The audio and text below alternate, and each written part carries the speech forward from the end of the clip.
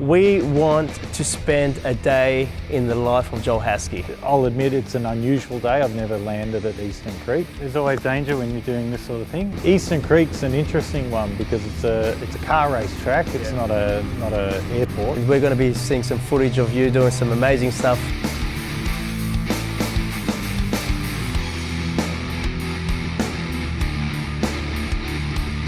This is Infinite Aviators, sharing aviation experiences, hints and tips, and interviewing great aviator minds.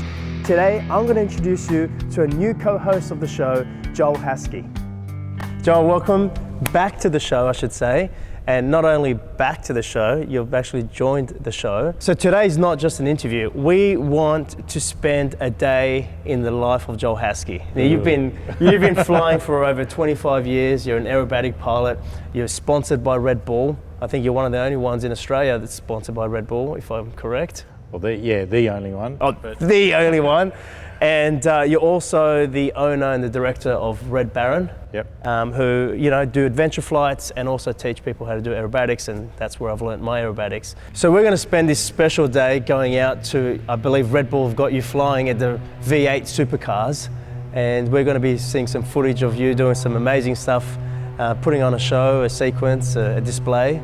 Yeah, well, thanks for that introduction to start. It's funny when you hear it back to you what it sounds like, but what you've done, yeah, what you've achieved. But I mean, I've dedicated all my flying to general aviation because, as you know, and the people that watch the show, aviation is made up of so many different parts. But really, what gets a lot of the focus is either the airlines or the military.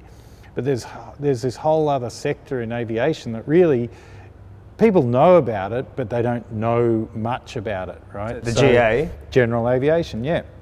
And that can encompass things like the aerobatic flying that we do, light aircraft training, aeromedical, charter, pretty much everything, agricultural flying. That's all comes under general aviation, and there's long careers can be had within those sectors without actually ever going into the airlines or the military. And so I've dedicated my life to that because for personal reasons, I never saw myself as an airline pilot. I had this romantic dream about flying and, being three-dimensional amongst the clouds. And, I feel like I was born in an era different to what I was meant to. I fell in love with the romance of the World War II fighter pilots and stuff like that, whereas the reality of it was people were trying to kill you in an aeroplane, but they were flying amazing aeroplanes and stuff like that. So my dream of aviation centered around aerobatics and trying to recreate what that sensation of flying that I felt that they were experiencing during World War II. So I was going to actually ask you why aerobatics, and you kind of already answered that, right? But why aerobatics for others? Why should aerobatics be part of everyday pilots' lives or training? Why it's important for other pilots to learn aerobatics, even if you don't go on to do it to the level that I do it, is that any aeroplane can operate in the three dimensions, whether it's intentionally doing an aerobatic maneuver or not. So if you are comfortable in that environment, if you understand it, if you're able to maneuver the aeroplane through skill and knowledge rather than, oh hell, what do I do here? This is the first time I've seen an aeroplane upside down, or even just at 90 degrees can be enough, then you're able to react and get the aeroplane back to a normal phase of flight if it's not an aerobatic plane. So that's why it's so important for all pilots to learn it, as opposed to just those of us who have a particular obsession for it or interest in it.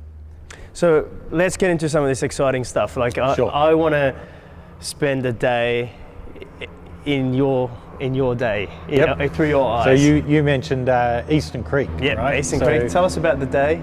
Eastern Creek's an interesting one because it's a car race track. It's not a airport. Yeah. And most of the air displays that I do are not at airports. They're at racetracks, at beaches, at party events that Red Bull are putting on, all sorts of different venues. So my day will involve generally, if I'm doing an air display, is prepping for that, making sure that all of the safety parameters are being met.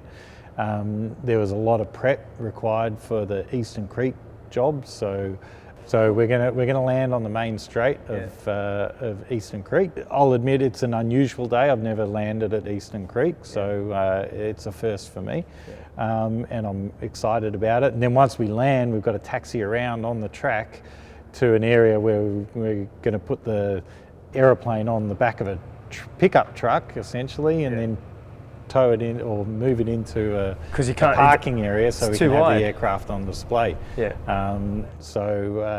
had to go through quite a process to make it work, and it's working well. I take off from the track and then do a display, and then instead of landing again with the crowds there, I'll go back to Bankstown, and then I'll fly back in the next day for the next day's event. I'm looking forward to you being part of the co-host and part of the team. For the viewers, I'm sure they'll be looking forward to some of your 25 years of aerobatic experience. Welcome, Joel. Thanks. 24 years since we met. You're giving me joy, you're giving me sweat, you're giving me tears. You've been controlling and changing these gears, but your time has come to an end. My enemy is special friend for anything I've ever loved to do. So is there any danger or? Oh, mate, there's always danger when you're doing this sort of thing, a little bit at least. I mean, let's face it, we've got concrete barriers on either side. There's this 12-foot high fence that's there to protect the grandstand.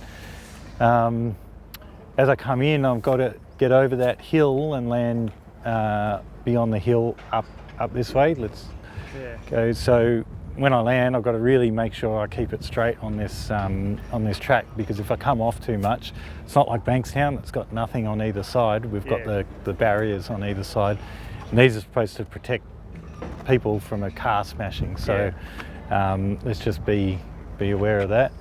And if you take off this way, you've got that big hill there too. You've got to climb. Yeah, I expect if I had to take off to the west, I'd be airborne well down there. So, but takeoff's only going to be from west to east, because there'll be spectators on that hill. Okay. Oh right. Okay. There's not much other than that to it. So cool. Yeah, it should be fun. I'll see you on the frequency. Cool. All right. See you Thanks, then. man. Red Baron, you're clear for takeoff. Eastern Creek Raceway. Clear for takeoff, Eastern Creek. Red Baron.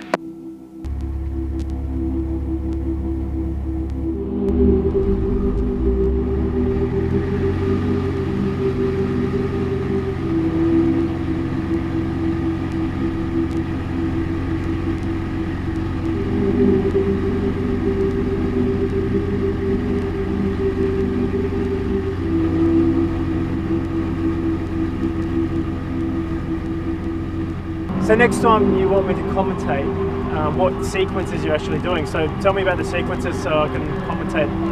Yeah, so when I do this, I do a fairly set routine. If you can learn what I'm going to do, then you'll be able to tell the crowd what's going on, and you can tell them whether it's technically difficult or technically easy. You can explain why we're trailing smoke or how we're trailing smoke. We're pumping oil into the exhaust, and that just turns into white smoke. Believe it or not, it's like massage oil. So at the end of the day, I can get some on my hands and get a back rub. I can't believe you put massage oil and that's what the smoke machine is. That's insane. Yeah, it just goes straight in the exhaust and out the back, and it's like taking dollars and burning it up. So the display I'll do today is it's fairly high energy. We use the performance of the aeroplane to do some fairly technical manoeuvres. We're going to do some gyroscopic, so the aeroplane will look like it's tumbling end over end. The tumbles. They're the tumbles? Yeah, they're the tumbles. And essentially we want to kind of give the crowd the impression the aeroplane's out of control, but it's actually fully in control. It's very predictable. We do the right inputs at the right time, the aeroplane will do the same thing repeatedly. You do some stall manoeuvres when the plane's actually stalled? Yeah, we do. We stall the aeroplane all the time during an aerobatic sequence. I'll do some I'll do a manoeuvre called a micro loop, where essentially the aeroplane's stalled all the way around, and some of the gyroscoping and tumbling manoeuvres also involve one wing being stalled and not the other. You know, so yeah, it's a fairly dynamic environment.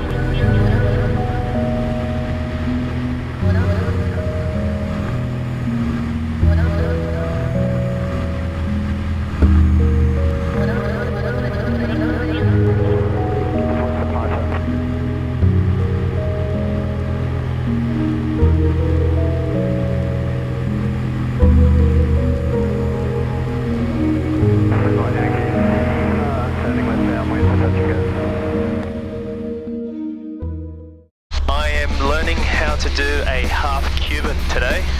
Yeah, the half Cuban 8. Then we're going to do that is insane. Based on November Delta. Drop. You let the nose drop. Come on, pull. I'm getting disorientated in the roll.